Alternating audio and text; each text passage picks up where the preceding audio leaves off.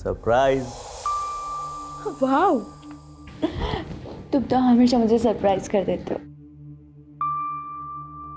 तुम्हारा मंगलसूत्र कहाँ है? वो तो मैंने उतार दिया। तुम मुझसे मिलते हो ना तो मुझे गिल्ट लगता है कि मैं अपने हस्बैंड को धोखा दे रही हूँ। लेकिन क्या है कि तुम मंगलसूत्र में और सुंदर लगती हो। जाओ पहन के। क्या यार, तुम मुझसे प्यार करते हो मंगलसूत्र से? मुझे कुंवारी लड़कियां पसंद ही नहीं आती। जाओ पहन के आओ। अरे यार, मुझे नहीं पहनना मंगलसूत्र। मेरे साथ रहना है ना तो जो मैं बोलूं वो करना पड़ेगा। कहाँ है मंगलसूत्र?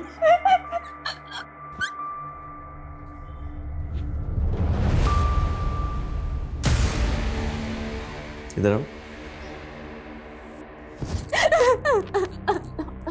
बस हो गया। अच्छी लग रही हो।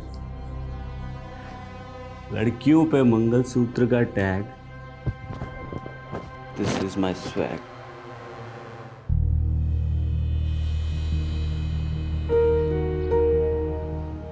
ये बुके मैंने तुम्हारे लिए बनाए हैं। पसंद आया तुम्हें? मुझे ये सब कुछ बिल्कुल पसंद नहीं। दर्पण बेटा 25 नंबर निकाल, 25 नंबर। अरे aunty aunty aunty please please please, मुझसे नहीं, सब चीटिंग वीटिंग नहीं होता, प्लीज मुझसे ये सब मत करो आप। हाँ, जब ये डेट होती है और मंथ हो फेब तो क्या बात होती है। उस डेट में दिन में भी 14वीं की रात होती है। नंबर है 14। ये तो मेरे कार्ड में है। देखा आबा, फिर से मानसी का नंबर आ गया। मुझे तो लगता है ना पक्का कोई साजिश है। तो क्या कर सकते हैं, अब साजिश भी तो तुम्हारा बेटा ही कर रहा है। अरे आंटी, अगर आप हार रही हो तो मुझ पे एलिगेशन मत लगाओ। मैं आदमी हूँ नेक और अगला नंबर है 1। ये मैं जीत गई। देखा, अब तो पक्का साजिश बता रहे हैं हम तुमको। अच्छा तो फिर हम भी हमारे पास से फेंक देते। आंटी तंबोला में पासे? मुझे आंटी मत बोलो। क्या हो गया मम्मी? क्या हो गया? अब तुम्हारे कारण मेरी और आभा की बचपन की दोस्ती ना बिना कट्टी के टूट जाएगी। क्यों? क्योंकि मैंने इस आभा की बेटी को अपनी बहू बनाने का फैसला किया है। अरे वाह। ये रिश्ता हम दोनों सहेलियों को रिश्तेदार बना देगा। क्यों, बनोगी ना हमारे घर की बहू?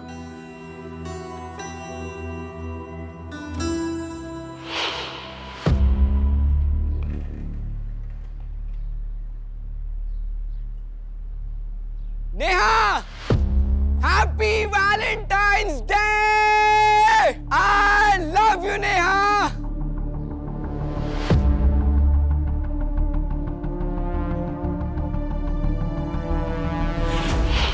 अपनी एंगेजमेंट की सारी पिक्चर्स परफेक्टली पोज्ड है ना? बस एक कमी है। क्या? इनमें मेरे पापा नहीं है। काश वो होते तो। तुम अपने पापा को बहुत मिस करती हो ना? उन्हीं का ड्रीम था कि मैं आईएएस करूं। दर्पण, क्या हम शादी पोस्टपोन नहीं कर सकते?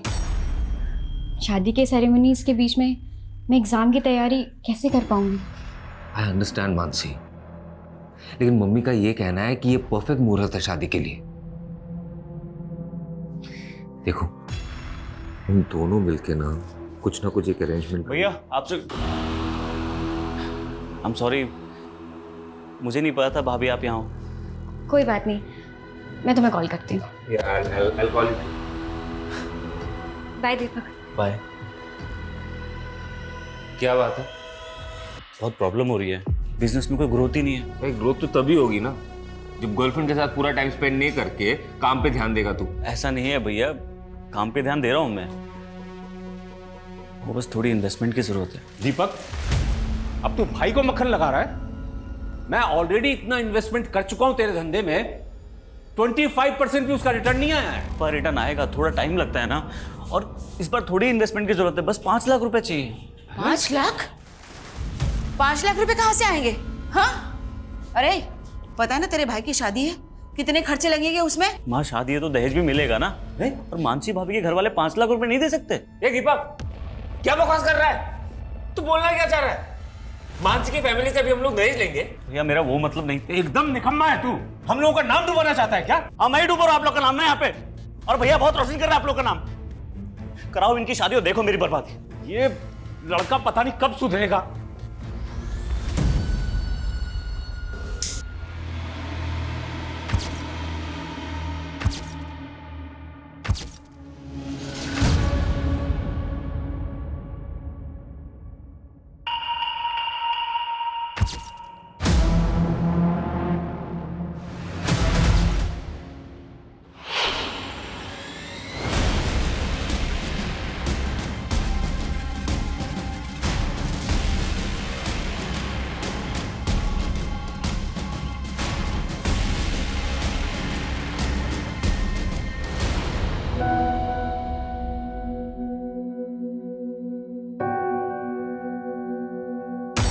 मैं तुम्हारे बिना जी नहीं सकता मानसी, लेकिन तुम्हारे लिए मर तो सकता हूं।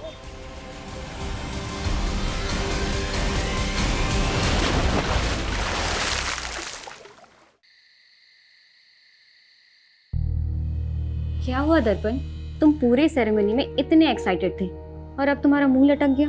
एक्चुअली ये बात मैं तुम्हें एंगेजमेंट से पहले बता देना चाहता था, लेकिन कभी ना हिम्मत नहीं कर पाया। लेकिन अब लगता है कि अगर चुप रहा तो इस रिश्ते को आगे नहीं बढ़ा पाऊंगा। ऐसा क्या हुआ है दर्पण? देखो, उससे पहले ना मेरी जिंदगी में एक लड़की थी, लेकिन अब हम दोनों के बीच में कुछ नहीं है, हमारा ब्रेकअप हो गया है। वो सिर्फ मेरा पास्ट था, तुम मेरा प्रेजेंट हो। अब हम दोनों के बीच में कोई नहीं आएगा। तुम्हारे कल से मुझे कोई फर्क नहीं पड़ता, क्योंकि आज तुम सिर्फ मेरे हो।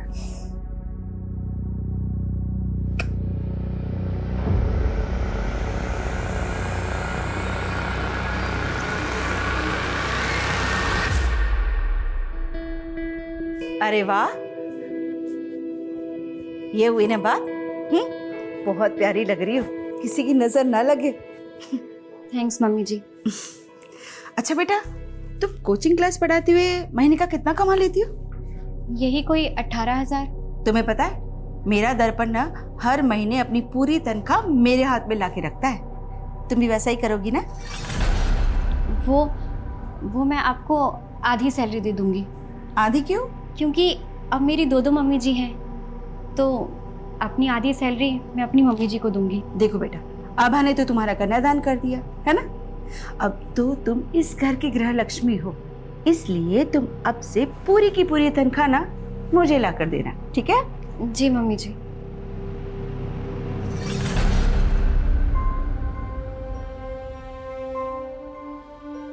मानसी, मम्मी थोड़ी पुरानी ख्यालात की है, उन्हें तुम पॉजिटिवली लो।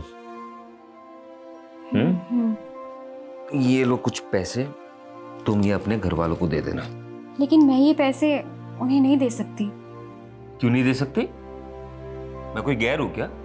अरे उनका दामाद हो। मैंने उन्हें प्रॉमिस किया है कि मैं आपको हमेशा खुश रखूंगा। प्रॉमिस किया था ना? हाँ, चलो इसे रखो और अभी स्माइल कर दो, प्लीज प्लीज प्लीज प्लीज।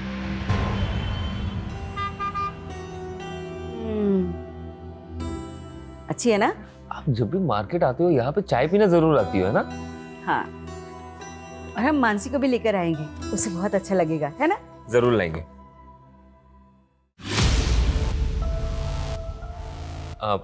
माँ आप चाय पियो, मैं बस 1 मिनट में आया। यहाँ पे क्या कर रही हो? तुम्हें देखने आई थी। तुम मुझे बुला सकते हो पर मैं नहीं। क्यों पीछा कर रही हो? तुम्हें पता है ना मैं शादीशुदा हूँ। मेरे पापा के गुस्से की सजा मुझे मत दो। बातों का अब कोई फायदा नहीं कोमल, मैं अपने शादी से खुश हूँ। तुम सिर्फ मेरे थे, मेरे हो और मेरे ही रहोगे। मैं तुम्हें किसी और के साथ नहीं देख सकती। प्लीज सीन क्रिएट मत करो, रियली सॉरी।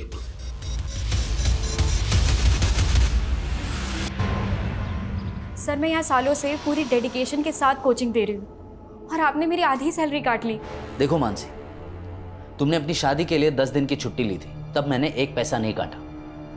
लेकिन उसके बाद तुमने यूपीएससी एग्जाम के लिए और 15 दिन की छुट्टी ले ली।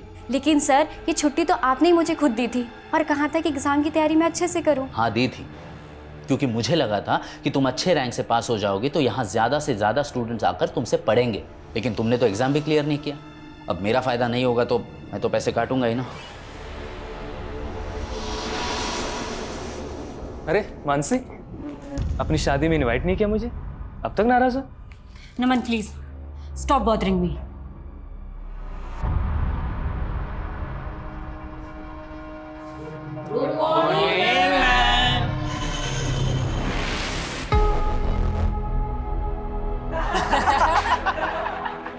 मैडम का हनीमून। युवराज, प्रतीक, न्यूटन का थर्ड लॉ पता है क्या है? मैम, न्यूटन का थर्ड लॉ? न्यूटन का थर्ड लॉ है every action there is equal and opposite reaction. गंदा सोचोगे तो गंध ही मिलेगी। ये रहा तुम्हारा तोहफा, और मुझे भी मेरा तोहफा मिल जाना चाहिए, समझे? दर्पण, मैं खाना बना रही हूँ। I will call you back. माँ, बाबा और दीपक तो शादी के फंक्शन में गए ना, तो फिर खाना किसके लिए बना रही हो? तुम और मैं है ना। मानसी, तुम्हें पता नहीं है क्या, स्पेशल नाइट है, शादी के बाद हमारा पहला वैलेंटाइन है। मैं इन सब डेज पे बिलीव नहीं करती। तो क्या हुआ, मैं तो मानता हूँ ना। देखो, मैंने ना तुम्हारे लिए एक सरप्राइज प्लान किया है। पर दर्पण,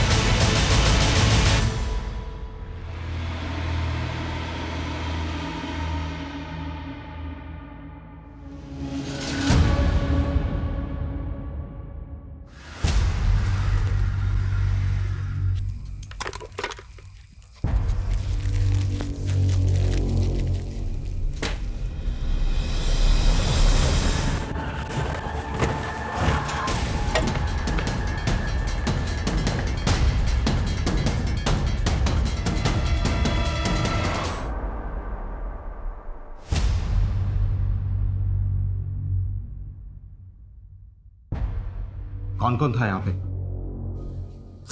मैं और मानसी थे सर। शादी के बाद ये हमारा पहला वैलेंटाइन था। मानसी, क्या क्या हुआ? मानसी, क्या हुआ? मानसी, मानसी, अरे ये क्या हुआ? मानसी, पीछे हटिया। सर लगता है क्रिमिनल ये लॉक तोड़ के अंदर आए होंगे, क्योंकि लूट के भी निशान लग रहे हैं सर। कहीं किसी गैंग का काम तो नहीं सर ये? मानसी, मानसी, मानसी, मानसी नहीं।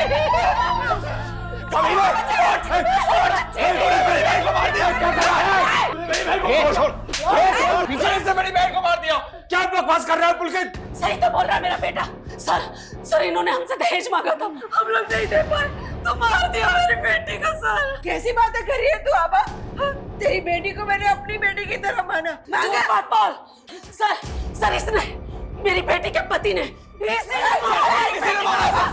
छोड़ोगे नहीं। इसने मेरी बेटी को मारा, मैं इसे छोड़ोगे नहीं।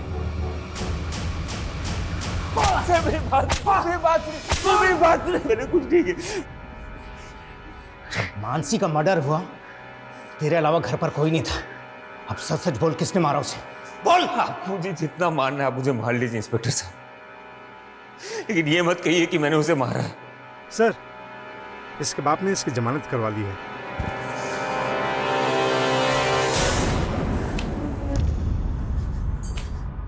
दर्पण, मेरा बच्चा।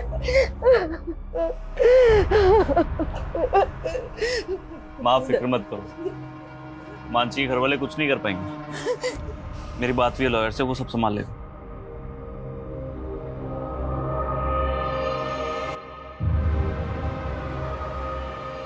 मानसी मेरी जिंदगी थी, उसके जाने के बाद मेरी जिंदगी का कोई मतलब नहीं है, लेकिन फिर भी मुझे उसका कातिल बोला जा रहा है। नहीं बर्दाश्त हो रहा मुझसे। मैं मानसी के बिना जीना नहीं चाहता। इसलिए आत्महत्या कर रहा हूं। मैं तुम्हारे बिना जी नहीं सकता मानसी।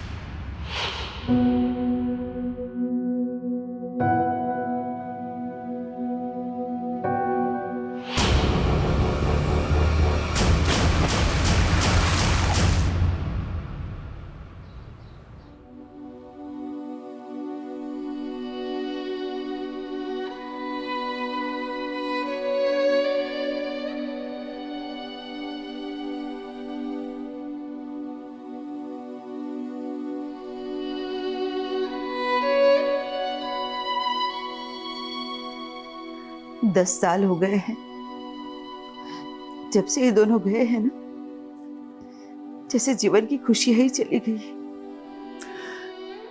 इनकी कमी तो पूरी नहीं की जा सकती सुधा, लेकिन आज दीपक की सगाई है, उसकी खुशियों के लिए तो हमें जीना ही होगा ना।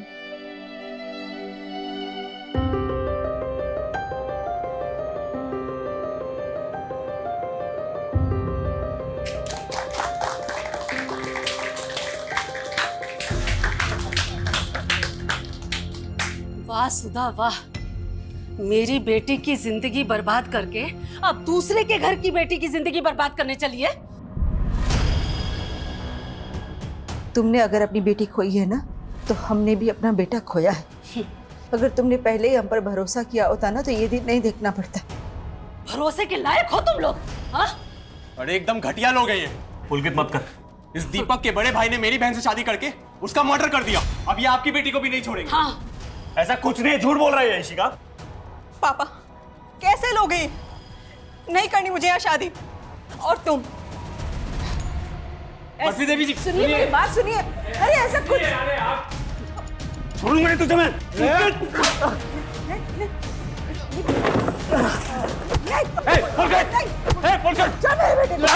मेरे बेटे को मारा तूने। पुलिस बुलाओ। बस दीपक, बस झगड़ा नहीं करना। बहुत हो गया पुलकित, बस दीपक। दीपक क्या कर रहा है? दीपक क्या मसला है? देखिए साहब, इस लड़के ने मेरे लड़के का सर फोड़ दिया। सर, इस दीपक के भाई ने मेरी बहन को मारा था। बहन को मारा था? सर वो एक 10 साल पुराना केस था। हाँ, मेरे बेटे ने कुछ नहीं किया था। इनके झूठे आरोप है सारे। हमारे आरोप झूठे नहीं थे सर। एक मिनट। जो सर सच्चाई भी ना बताएं, मेरे बेटे की वो लाश आज भी सर मुझे वो दिन याद आता है। मेरा दिल सहम जाता है। हम भी सहम गए थे और मेरा बेटा भी। इनके झूठे आरोपों की वजह से मेरा बेटे ने आत्महत्या कर ली।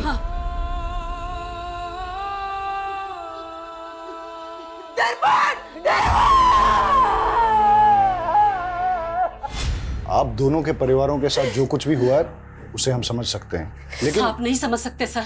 हमें तो 10 साल से इंसाफ भी नहीं मिला। इंसाफ तो हमें भी नहीं मिला है सर। ठीक है, मैं उस केस को फिर से देखूंगा। अभी आप प्लीज यहां से जाइए। और तुम दोनों एक दूसरे के साथ मारपीट करके कानून को हाथ में लेने की गलती मत करना। लेकिन sir please, I request you. चलिए लेके जाइए इनको। चलिए आप लोग। और आप लोग भी।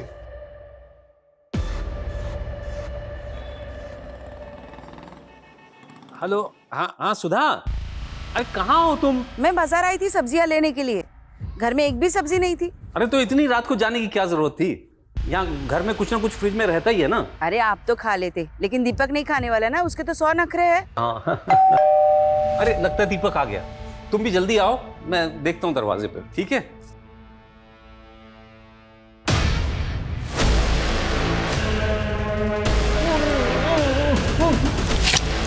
आज सुबह ना खीर बनाई है मैंने। आपकी सास को बहुत पसंद है ना, लेते जाइएगा उनके लिए। अरे हाँ दीदी, आपके हाथों की खीर की बहुत तारीफ करती है मेरी माँ जी। अच्छा, आज खिला भी दीजिएगा। अरुण जी! अरुण जी! अरुण जी!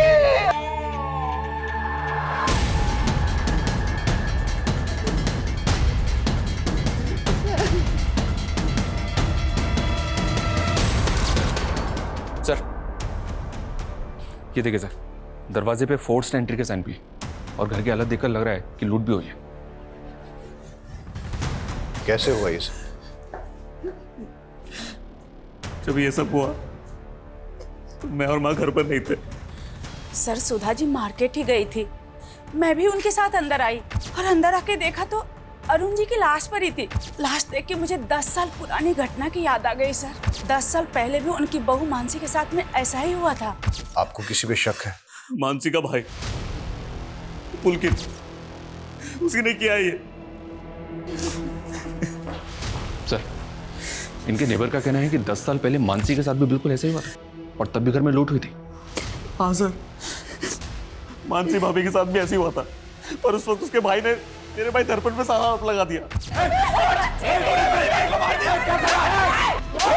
क्या पता आपने क्या छुपा रहा हो? आप ये कहना चाहते हो कि 10 साल पहले पुलकित ने अपनी बहन के साथ भी? पता नहीं सर, पर मेरे पापा को तो उसी ने मारा है। अगर दोनों केसेस की मॉडस ऑपरेंडी वाकई में सेम है तो हमें मानसी के मर्डर केस को भी स्टडी करना पड़ेगा। मानसी का मर्डर केस अभी तक सॉल्व नहीं हुआ है। अरुण जी की बॉडी को पोस्टमार्टम के लिए भेज दो और इस पुलकित को बुलाओ जरा police station. Okay sir. Sir, वो दीपक फंसा रहा है मुझे क्या मिलेगा उसके बाप को मार के? कल तक अपनी बहन के लिए इंसाफ मांग रहा था तू, कहीं बदला तो नहीं ले लिया तूने? सर आप पुलकित को ऐसे अरेस्ट नहीं कर सकते, उसने कुछ नहीं किया है, वो कल शाम से घर पे ही था सर। देखिए, वो हम पता करेंगे कि कल शाम को वो कहाँ पे था। हमने वार्निंग देकर छोड़ा था उसको जब उसने दीपक की पिटाई की थी।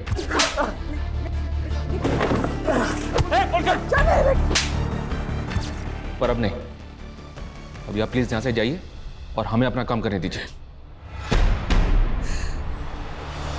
मानसी और अरुण के मर्डर की पोस्टमार्टम रिपोर्ट में काफी सिमिलैरिटीज हैं। दोनों केसेस में पीठ पे एक ही तरह से और एक ही तरह के चाकू से वार हुआ है और दोनों ही मर्डर वेपन्स पे फिंगरप्रिंट्स नहीं है, मतलब साफ है सर। ये कातिल ने ग्लव्स पहन रखे हों। क्राइम सीन पे मेन लॉक को तोड़ा गया है, फिर लूट हुई है, लेकिन कोई भी अननोन फिंगरप्रिंट डिटेक्ट नहीं हुआ है। अच्छा सर, मानसी केस में पुलिस की थ्योरी थी कि ये काम किसी गैंग का हो सकता है, लेकिन ऐसे किसी गैंग का अभी तक पता चला नहीं है। और अरुण के केस में भी कोई क्लू नहीं मिल रहा है। दोनों ही केसेस में या तो क्रिमिनल एक ही है, या अगर अरुण का कत्ल किसी और ने भी किया है तो उसने मानसी के मर्डर केस का मॉडस ऑपरेंडी कॉपी किया है। लेकिन अरुण के केस में किसी ऐसे इंसान का पता नहीं चल रहा जिसकी अरुण के साथ या अरुण की फैमिली के साथ कोई रंजिश हो, सिवाय मानसी की फैमिली के। और ये पुलकित भी कुछ भी नहीं होगा। ये मानसी के मर्डर केस में दर्पण प्राइम सस्पेक्ट था, जिसने कि सुसाइड कर लिया था। मैं तुम्हारे बिना जी नहीं सकता मानसी। लेकिन उसके बाद पुलिस की सस्पेक्ट लिस्ट में एक कोमल नाम की लड़की थी, जो कि दर्पण की एक्स गर्लफ्रेंड थी।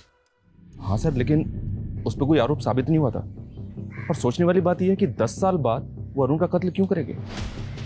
अगर हमें अरुण के कत्ल और मानसी के मर्डर केस को जोड़ के देखना है तो हमें मानसी मर्डर केस के हर साक्ष्य से पूछताछ करनी होगी। मैंने एसीपी साहब से केस रीओपन करने की परमिशन ले ली है। तुम मानसी और दर्पण की फैमिली की सारी डिटेल्स निकालो, तब तक मैं इस कोमल से मिलके आता हूँ। सर दर्पण मेरा पास था और अब मैं किसी और की पत्नी हूँ। आप प्लीज़ पुरानी बातें करके मेरी मैरिड लाइफ डिस्टर्ब कर रहे हैं। अब ये एक डबल मर्डर केस है, इसलिए पूछताछ में आपको हमारा सहयोग करना ही होगा। सर मैं पहले ही सब कुछ बता चुकी हूँ। तो फिर से बता दीजिए, मानसी और दर्पण की शादी के बाद क्या आप कभी दर्पण से मिली? तुम्हें पता है ना मैं शादीशुदा हूँ। तुम सिर्फ मेरे थे, मेरे हो और मेरे ही रहोगे। मैं तुम्हें किसी और के साथ नहीं देख सकती। नहीं। 10 साल पहले वैलेंटाइन डे की रात को जब मानसी का मर्डर हुआ था, तब आप कहाँ थे? सर मुझे नहीं याद है, और मैं भला मानसी को क्यों मरवाऊंगी। ये रहा तुम्हारा तोहफा, और मुझे भी मेरा तोहफा मिल जाना चाहिए।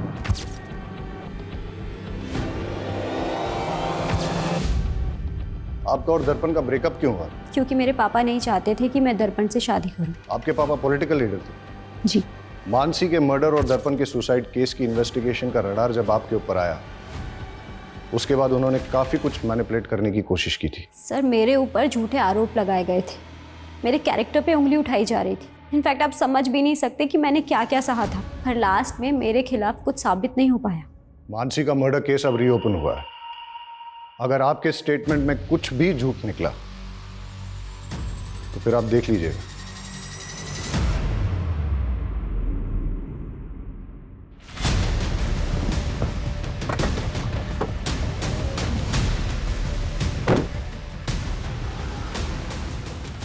निशा जी, आप यहाँ क्यों आए हैं?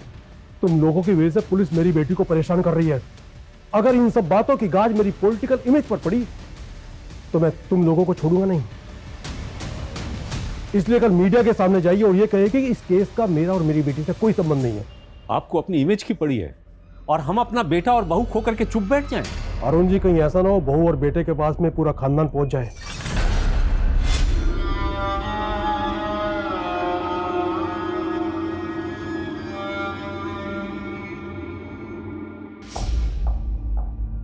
मेरी बेटी की अच्छी सास बनने का नाटक तूने बहुत कर लिया सुधा। हाँ भा, तुझे अभी भी अपनी बेटी की ही पड़ी है? अरे मैंने तो अपना बेटा, अपनी बहू, अपने पति तक को खो दिया है। तुझे याद है हम दोनों ने अपने बच्चों के लिए कई सपने देखे थे। वो सब एक छलावा था। मेरी बेटी की हाय लगेगी तुझे, और तुझे तेरे किए की सजा जरूर मिलेगी, देख लेना। मतलब ये सब कुछ तेरा बेटा? उसे अंदर भेज के ये मत सोच लेना कि मैं झुक जाऊंगी। उसे तो मैं छुड़ा ही लूंगी, लेकिन तुझे कहीं का नहीं छोड़ूंगी, याद रखना।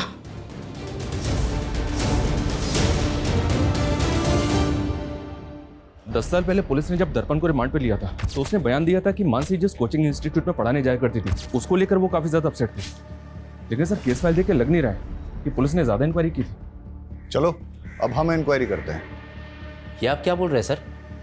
10 साल हो गए, मानसी का कातिल पकड़ा ही नहीं गया? क्यों, आपको नहीं मालूम कि केस अभी तक भी ओपन है? नहीं सर। आई होप आपको मानसी से जुड़ी 10 साल पुरानी बातें याद होंगी। जी कुछ कुछ। मानसी को आपसे कोई प्रॉब्लम तो नहीं थी? मुझसे?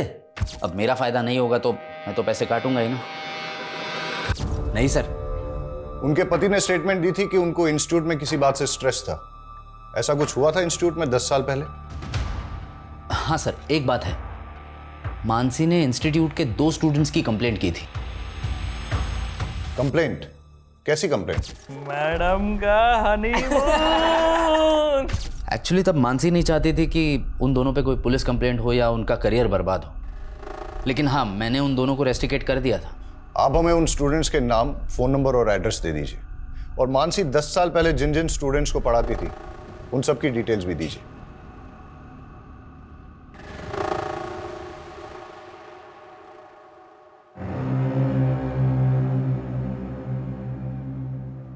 मम्मी ये लो दवाई खा लो।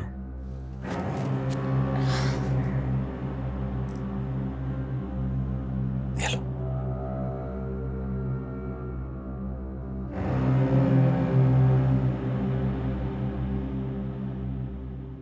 मम्मी मुझे लगता है ना इस घर में मनुष्यत का दाग लग चुका है। हम एक काम करते हैं, इस घर को बेच देते हैं और कहीं और जाके फिर से नई जिंदगी की शुरुआत करते हैं। Mummy mummy mummy mummy mummy अब ठीक? मम्मी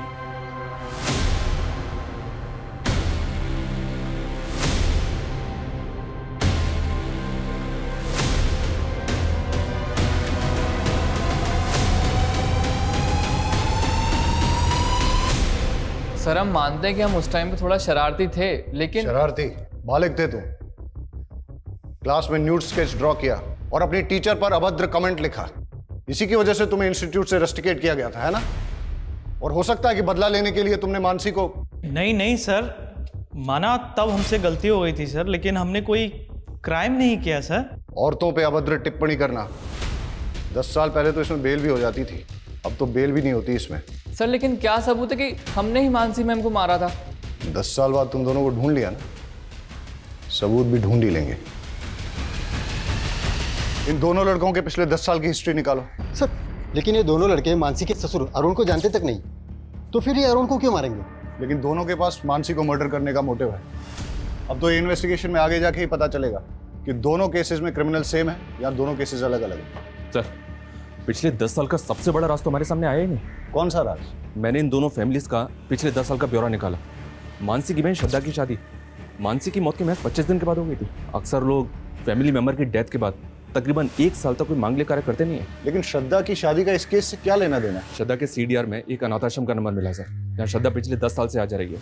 आश्रम में इंक्वायरी की तो पता चला कि श्रद्धा वहां मानसी की बेटी से मिलने जाती है। मानसी की बेटी? सर वो मानसी दीदी नहीं चाहती थी कि किसी को ये बात पता लगे। लेकिन इसके बारे में आपके माँ या भाई ने भी कभी कुछ ऐसा बताया नहीं हमें। सर उन्हें बदनामी का डर था, लेकिन सच बात तो ये है कि दर्पण जी से शादी करने से पहले ही दीदी ने उस लड़की को जन्म दिया था। लेकिन इस बात का उनके मर्डर से कोई लेना देना नहीं हो सकता। ये आप डिसाइड नहीं करेंगे, आप हमें सिर्फ इतना बताइए कि उस बच्ची का पिता कौन है। नमन झा, वो दीदी के साथ इंस्टीट्यूट में पढ़ाते थे। मेरे और मानसी की बेटी? क्या मजाक कर रहे हैं सर, हम दोनों तो सिर्फ कलीग्स थे, यहाँ तक कि दोस्त भी नहीं थे सर। कमाल है, फिर भी मानसी को लव लेटर्स और गिफ्ट्स भेजा करते थे। ये मानसी की बहन ने दिखाया है हमें सब। वो सर, मैं मानसी को पसंद करता था, लेकिन प्यार सर एक तरफा था मेरा।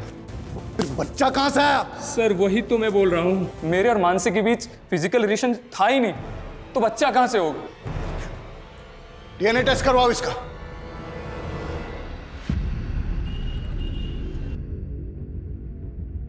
मैंने तुझे बोला था ना, इस दर्पण से दूर रहना। फंस गई ना पुलिस के चक्कर में। पापा ये सब कुछ आपकी वजह से हुआ है। आपने क्यों मुझे और दर्पण को शादी नहीं करने दी? उसकी वजह से उसे मानसी से शादी करनी पड़ी और मुसीबत में मैं फंस गई। डोंट वरी बेटा, बेटा भले ही मैं पावर में नहीं हूं, लेकिन फिर भी इतना पावरफुल हूं कि तुझे छोटी मोटी मुसीबत से निकाल सकूं। सरप्राइज। वाह, तुम तो हमेशा मुझे सरप्राइज कर देते हो। तुम्हारा मंगलसूत्र कहाँ है? वो तो मैंने उतार दिया। तुमसे मिलते हो ना तो मुझे गिल्ट लगता है कि मैं अपने हस्बैंड को धोखा दे रही हूँ। लेकिन क्या है कि तुम मंगलसूत्र में और सुंदर लगती हो। जाओ पहन के। क्या यार, तुम मुझसे प्यार करते हो मंगलसूत्र से? मुझे कुंवारी लड़कियां पसंद ही नहीं आती। जाओ पहन के आओ। अरे यार, मुझे नहीं पहनना मंगलसूत्र। मेरे साथ रहना है ना, तो जो मैं बोलूं वो करना पड़ेगा। कहाँ है मंगलसूत्र?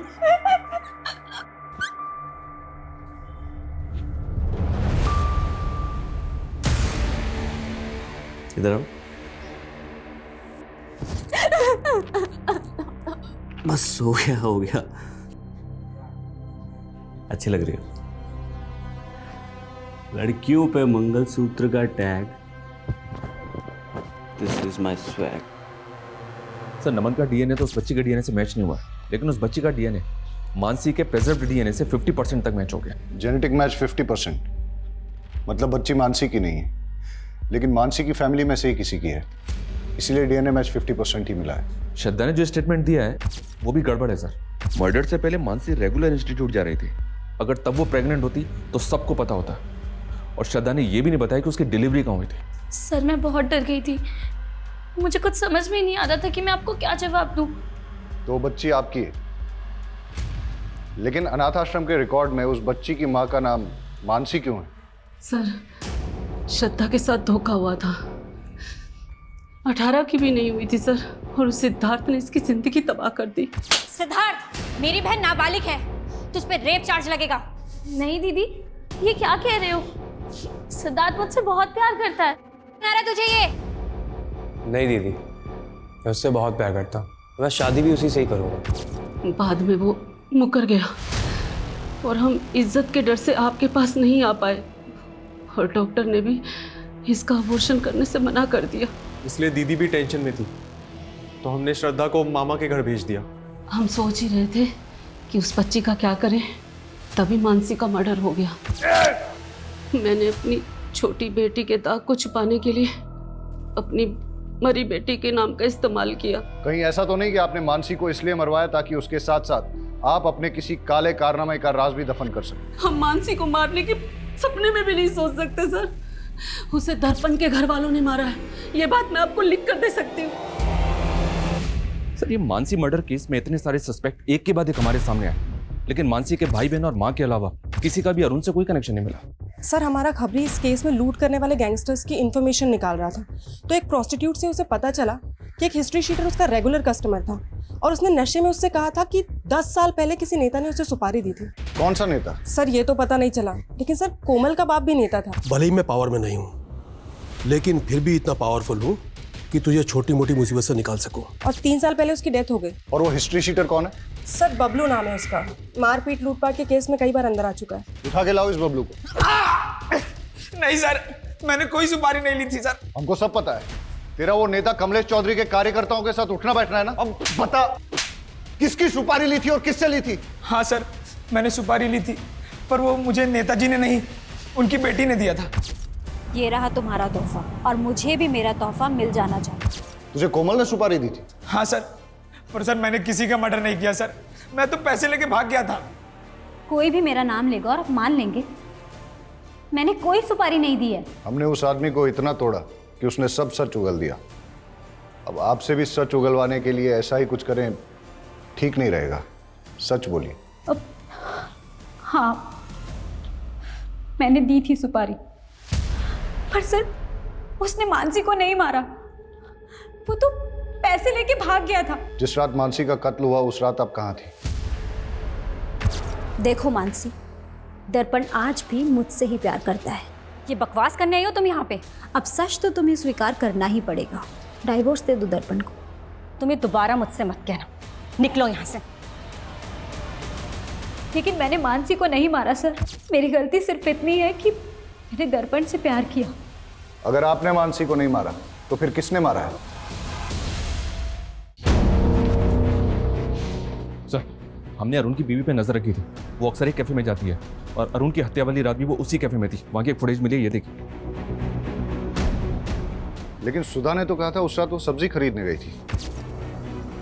मैं सब्जी लेने गई थी, फिर वहाँ से चाय पीने का मन किया तो चाय पीने चली गई। इसमें कोई हर्ज है क्या? हम बस कंफर्म कर रहे थे सुधा जी। सर, सुधा के सीडीआर के मुताबिक वो ज्यादा किसी को कॉल नहीं करती थी, लेकिन उसके सीडीआर में एक नंबर ऐसा है जिससे वो लगातार टच में थी। किसका नंबर है ये? सुधाकर यादव, आगरा का नंबर है ये। सुधाकर यादव, ये नाम कहीं सुना है मैंने।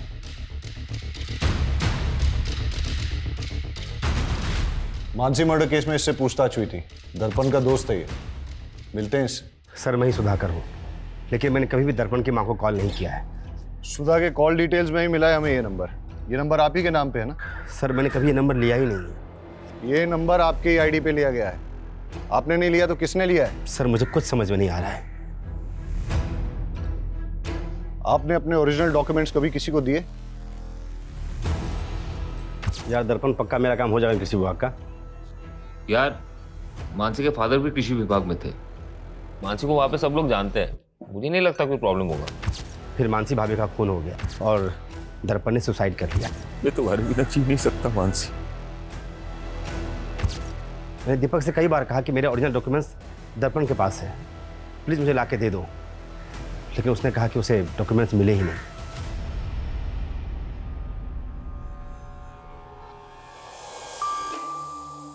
इतना ही पसंद है तो अपने नाम का मंगलसूत्र क्यों नहीं बना देते? तू पागल हो गई है क्या?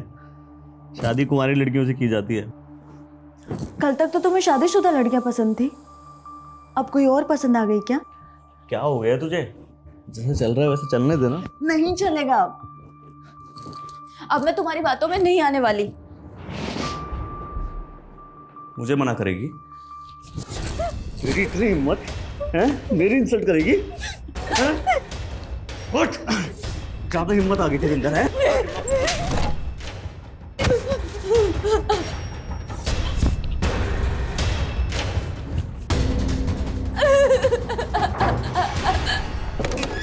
सुधाकर के बयान से लग रहा है कि उसके नाम पे लिया गया नंबर और कोई इस्तेमाल कर रहा है। नंबर ट्रेस पे डालो और पता करो कौन इस्तेमाल कर रहा है ये नंबर।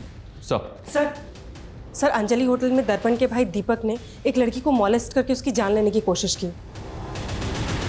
सर वो दोस्त थी मेरी, मैं हाथ नहीं उठाना चाहता था उस पर गुस्से में कंट्रोल नहीं होता मुझसे। और सेक्सुअल डिजायर भी कंट्रोल नहीं होता तेरा। दर्जनों अफेयर थे तेरे। कहीं मानसी पे भी तेरी बुरी नजर तो नहीं थी? नहीं सर सर। सुधाकर के डॉक्यूमेंट्स का मिसयूज करके फोन नंबर किसके लिए लिया? मैं इस बारे में कुछ नहीं जानता। जानता नहीं है या अपनी माँ के फोन से उस नंबर पे रेगुलर कॉल किया करता था? नहीं सर, मैंने ऐसा कुछ नहीं किया है।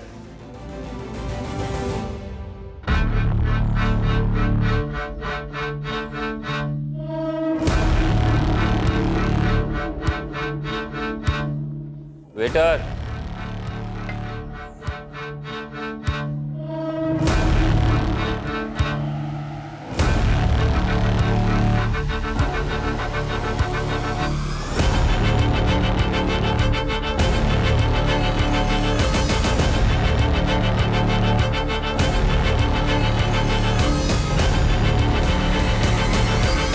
आर यू श्योर ये आदमी वही है? कंफर्म नहीं है सर, पर वो आगरा जाने वाली बस में चढ़ा है। मैं उसी बस को फॉलो कर रहा हूँ। मैं उस बस के रूट वाले स्टैंड पे हूँ। मैं बस पे चढ़ता हूँ, तुम बस को फॉलो करो। Okay sir.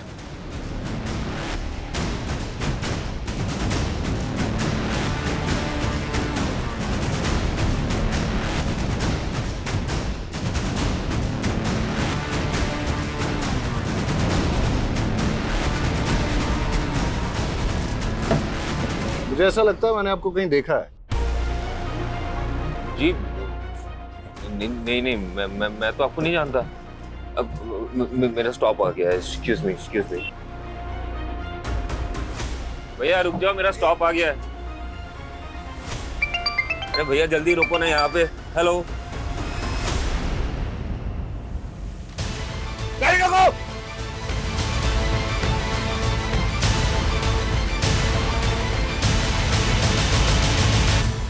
बहुत शातिर चाल चली तूने दर्पण। मानसी के मर्डर केस में तुझे फांसी ना हो जाए, इसलिए अपना नाम और पहचान बदल ली। तेरी गर्लफ्रेंड कोमल ने हमें सब कुछ बता दिया है। सारे फसाद की जड़ तो वही है ना सर। मैं कोमल से बहुत प्यार करता था, उससे शादी करना चाहता था। मेरी माँ जब हमारे रिश्ता लेके उसके घर पे गई तो उसके बाप ने मेरी माँ की बहुत बेइज्जती की और ये मुझसे बर्दाश्त नहीं हुआ। तो मैंने कोमल को छोड़ के मानसी से शादी कर ली। लेकिन आए दिन कोमल मुझे ये एहसास दिलाती रही कि वो मुझसे कितना प्यार करती है। तुम मुझे बुला सकते हो, पर मैंने मेरे पापा के गुस्से की सजा मुझे मिली। बचपन से काफी लड़कियों ने मेरी प्रपोजल ठुकराया सर। मुझे ये सब कुछ बिल्कुल पसंद नहीं। I love you, Neha. कोमल एक लौती थी जो मुझसे बहुत प्यार करती थी। वो मेरे लिए कुछ भी कर सकती थी और ये बात मेरे लिए बहुत बड़ी थी। मानसी को धोखा देके मैं कोमल से मिलने लगा। मेरी माँ को मुझ पे शक हो गया तो उन्होंने मुझ पे नज़र रखने के लिए मेरे पीछे एक प्राइवेट डिटेक्टिव लगा दिया। उस प्राइवेट डिटेक्टिव ने हमारे कुछ फोटोज़ खींचे, मेरे और कोमल के। कुछ दिन बाद वो फोटोज़ मानसी ने देख ली। कहते थे कोमल सिर्फ तुम्हारा पास्ट थी और अब हम दोनों के बीच कोई नहीं आएगा, तो फिर ये क्या है? देखो मानसी, मैं कोमल को भुला नहीं पा रहा हूँ। बेहतर यही होगा कि तुम मुझे डिवोर्स दे दो। क्या? एक म्यान में दो तलवार तो नहीं हो सकती ना सर।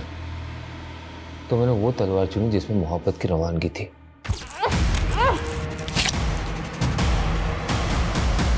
मेरी गलती सिर्फ इतनी थी सर कि मैंने दर्पण से प्यार किया और उसने मेरे लिए मानसी को मार दिया। सर जब मुझे ये बात पता चली तो मैं बहुत डर गई थी और मैंने उससे दूरी बना ली। मुझे पता था पुलिस एक दिन मुझे मानसी के कत्ल में सुली चढ़ाएगी, तो मैंने अपने कद काठी का एक भिखारी ढूंढा, उसे पैसों की लालच दी, उसे कपड़े दिए, उसे मारा और तालाब में फेंक दिया।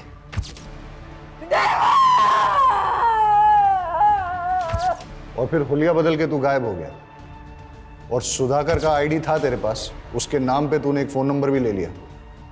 एक बात बता मेरे को, तेरी इन काली करतूतों के बारे में तेरी माँ को पता है? और अपने पिता को क्यों मारा तूने? माँ उन्हें दिलासा देना चाहती थी कि मैं जिंदा हूँ। दर्पण तू जिंदा है? हाँ हमारा बेटा जिंदा है। झूठ बोला तुमने मुझसे, इतने दिनों छुपा के रखा। अभी पुलिस को फोन लगाता हूँ मैं। नहीं, अरे क्या करे, कट कीजिए। अरे हमारा बेटा है वो। झूठ बोला तुमने मुझसे। उन्होंने मेरे सामने मेरी माँ को थप्पड़ मारा था और मुझे धमकी दिया कि अंदर करवा देगा। उस दिन तो मैं वहां से चला गया और घर वापस जाके पापा को। माँ हूं मैं, मेरे लिए मेरे बच्चे से बढ़कर कुछ भी नहीं। एक कातिल की माँ हो आप और अपने बेटे के गुनाह में बराबर की भागीदार हो। प्यार और ममता में लोग इतने अंधे हो जाते हैं कि वो ये देख ही नहीं पाते कि दर्पण जैसे लोग कितने खतरनाक हैं। इस तरह के लोग न तो रिश्तों की परवाह करते हैं, न ही जज्बातों की। और अक्सर ऐसे लोगों को पहचानने में हम लोग गलती कर देते हैं। आज भी हमारे देश में कई औरतें ऐसी हैं जो अपने पति के अत्याचार और घरेलू हिंसा की शिकार हैं, लेकिन जीवन भर सहती रहती हैं। अगर अन्याय के खिलाफ आवाज न उठाई जाए तो उनका हश्र यह भी हो सकता है कि वो अपनी जान गंवा दे, जैसा कि मानसी के साथ हुआ।